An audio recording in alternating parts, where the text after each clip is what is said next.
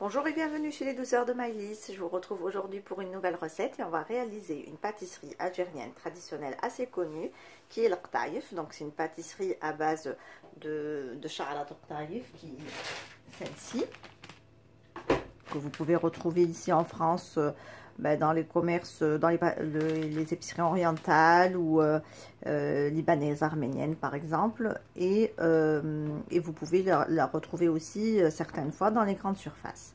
Donc moi je prends celle-ci, la marque Molat, que je prends chez un Arménien, qui est très bien. Donc le cheveu, oui, il est très très fin, on peut le voir ici. Donc après je vais l'ouvrir, je vais vous le montrer. Donc c'est à pâte, la pâtisserie est à base de cette pâte là d'ortaïf et de fruits secs. Donc là pour ma part je vais faire un mélange d'amandes et de noix, comme vous pouvez le voir. Donc là les amandes, je viens de les passer donc dans de l'eau chaude, je les ai émondées et là elles ont bien séché. Je vais les passer un petit peu au four pour les faire dorer et je vais faire de même avec les noix. Donc je vais les passer un petit peu aussi au four pour leur donner pour un petit peu relever leur goût. Donc là, j'ai passé un petit peu mes noix au four et là, je vais venir donc les mixer. Alors, on va pas les mixer en poudre, hein, on va les laisser des grains un peu plus gros. Donc, je mixe et je vous montre le résultat. Alors, voici comment donc j'ai mixé mes noix. Donc là, le grain, c'est pas donc complètement en poudre, hein, donc il y a des grains qui sont un peu visibles. Donc c'est comme ça qu'on devrait donc avoir nos fruits secs pour leur taille ou même pour le baklawa. Donc là, ça c'est les noix. Je vais faire la même chose avec les amandes. Voilà, donc là je viens de mixer mes amandes, donc pareil. Donc je les ai mixées un peu grossièrement. Donc voici la pâte d'ortaïf. Donc là on va venir la séparer.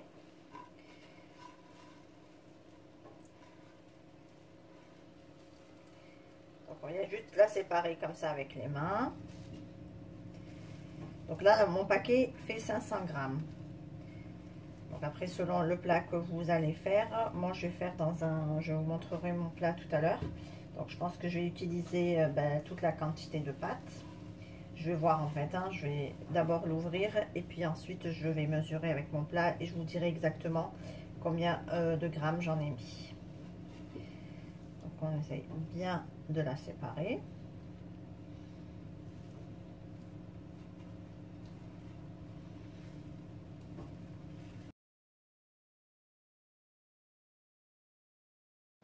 Donc voici mon plat dans lequel je vais préparer du coup mon taille. Moi mon plat fait 40 cm sur 30.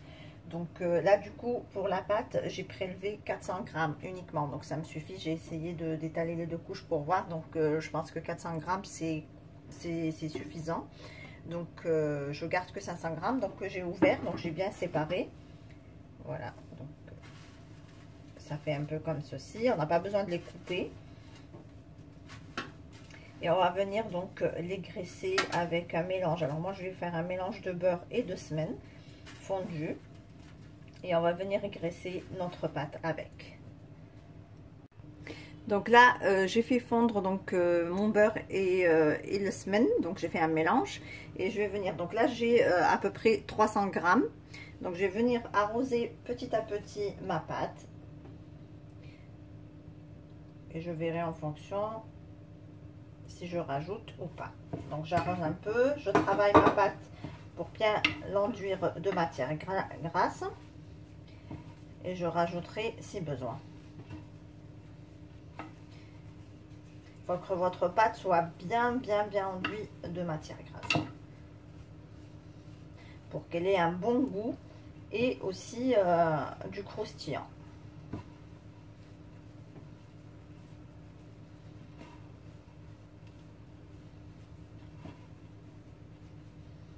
Je ne sais pas si cela est visible dans la caméra, mais en tout cas, c'est bien gras. Moi, j'ai les mains bien grasses là. Donc, j'essaye de bien travailler ma pâte.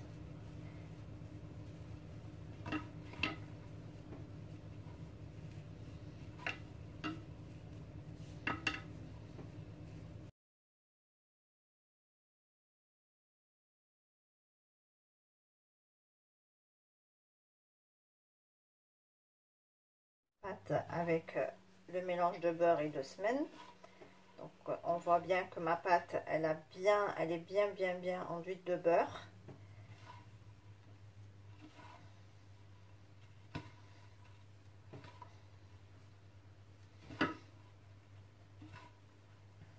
Donc j'ai travaillé petit bout par petit bout pour être sûre de bien voir de la matière grasse partout.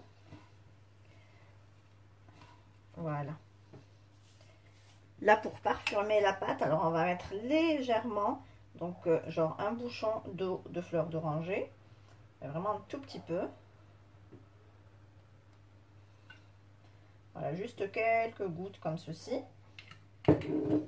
Et on va venir travailler à nouveau la pâte pour bien la parfumer d'eau de fleur d'oranger. Alors si vous trouvez de la fleur d'oranger en poudre, ben, vous pouvez aussi l'utiliser pour parfumer votre pâte. Si vous n'en avez pas, vous faites comme moi. Vous mettez légèrement quelques gouttes d'eau de fleur d'oranger, juste pour parfumer la pâte sans plus.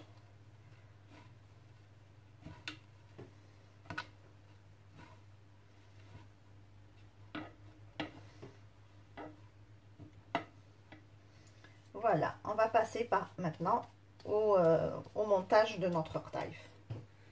Je viens travailler donc ma farce. Donc là, j'ai 800 g de fruits secs, donc 500 g d'amandes et 300 g de noix que j'ai fait un petit peu torréfier au four et je les ai mixés grossièrement, comme vous pouvez le voir.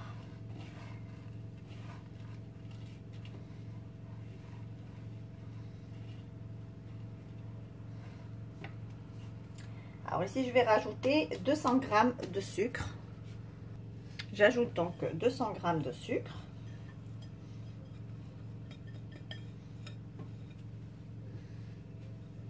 Je travaille du coup mes fruits secs avec mon sucre. Je mélange les deux ensemble.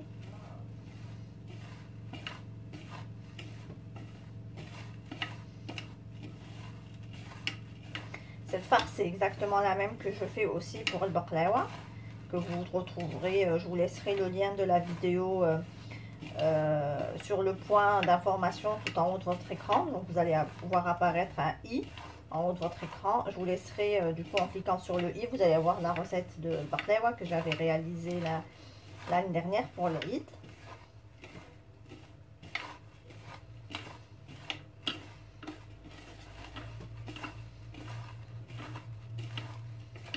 Donc je mélange bien mes fruits secs et mon sucre.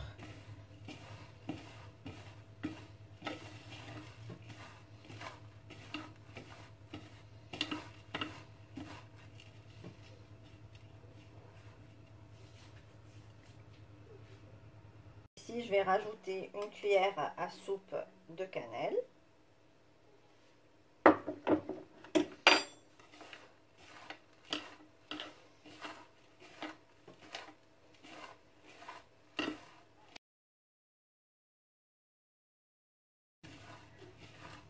Là, je mélange bien pour être sûr que tous mes ingrédients sont bien mélangés les uns aux autres.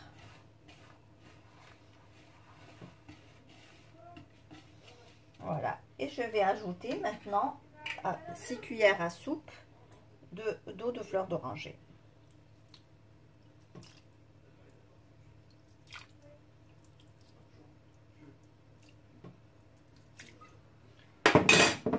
Le but ici, c'est juste d'humidifier donc la farce et ne pas avoir une pâte, hein. Mais juste pour que ma farce soit bien humidifiée.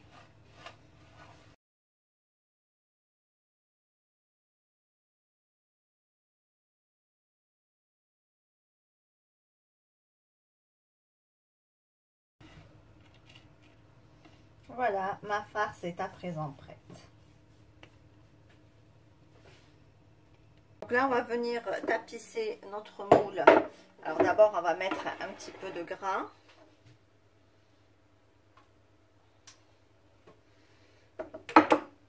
À l'aide d'un pinceau, on va venir bien répartir le gras partout.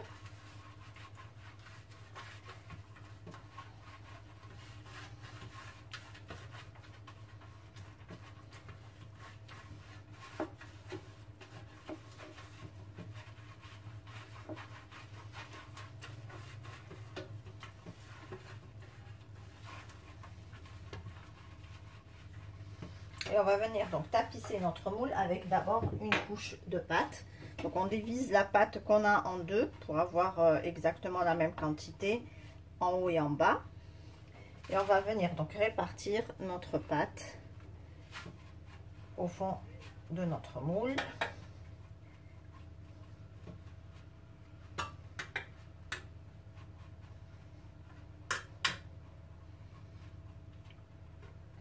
On regarde bien pour pas avoir de trous.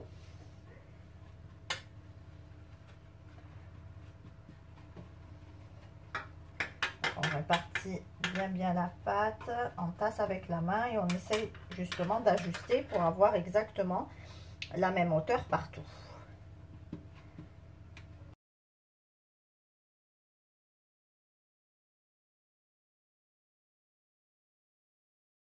Voilà, parfait. Là, on va ajouter la farce maintenant. Je vais venir donc couvrir la pâte avec ma farce.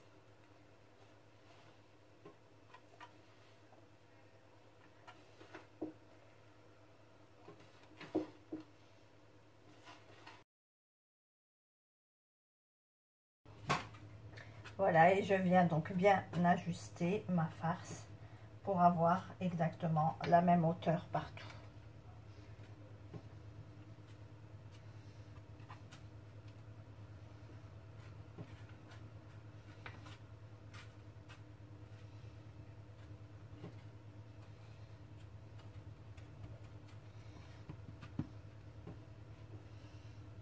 Alors on vient pas tasser, hein, on vient juste du coup appuyer légèrement pour ajuster en fait le niveau.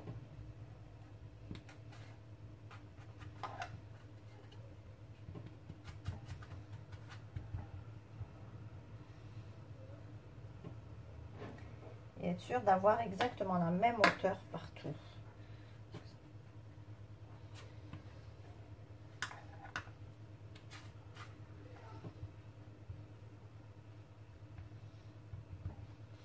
Voilà. Et là, je vais venir donc couvrir avec le reste de pâte.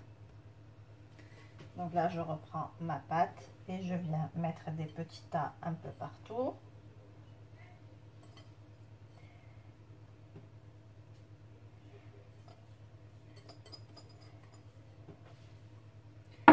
Et pareil qu'avec la première couche, on vient bien répartir donc ma pâte en taille partout pour bien couvrir ma farce.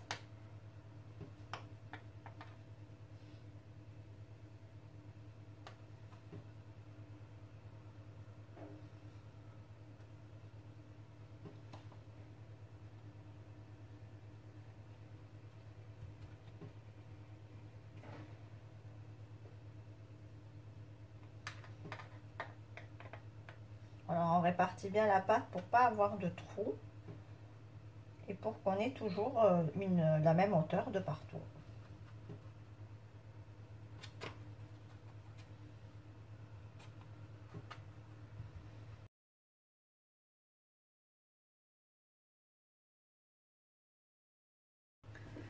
Là on va récupérer donc semaine et on va venir en mettre une petite couche sur toute la surface.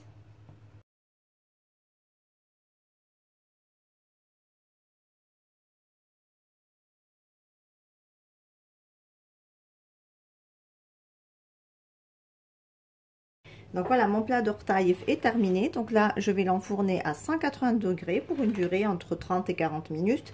Je vérifierai en fonction de mon four. Donc il faudrait que votre pâte d'ortaïf prenne une belle couleur dorée. Il faudra faire attention de ne pas la brûler. Et on se retrouvera juste après pour lui ajouter du miel. Voilà, donc là je viens de sortir mon taïef du four, donc comme vous pouvez le voir, donc elle a pris une très belle couleur dorée. Donc là, tant qu'elle est chaude, on va venir donc l'arroser avec du miel.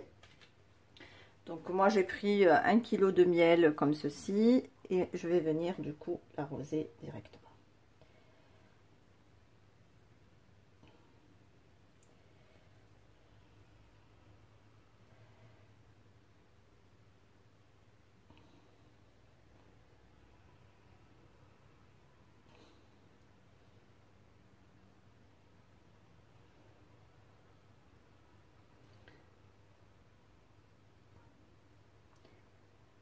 Alors leur taille, elle va bien absorber, hein, bien sûr, le miel, il va pas rester comme ça au-dessus.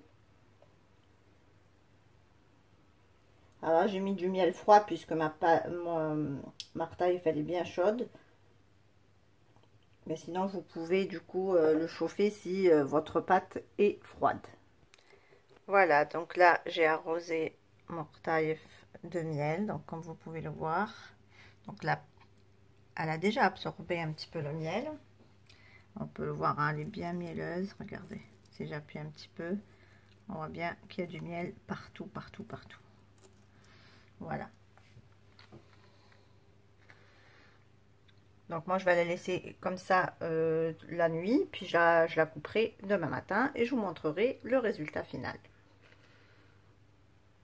Voilà, donc là, voilà mes tailles, je les ai laissées donc toute la nuit et là le lendemain je les ai coupées, donc je vais vous montrer de plus près ce que ça donne. Voilà, donc, on les coupe de manière traditionnelle en forme carrée.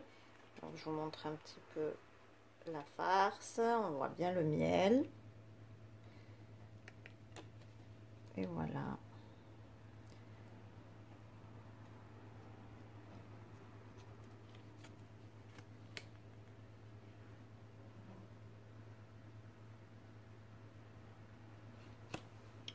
Donc là, je vais finir de les décorer et puis je vous montrerai le résultat final.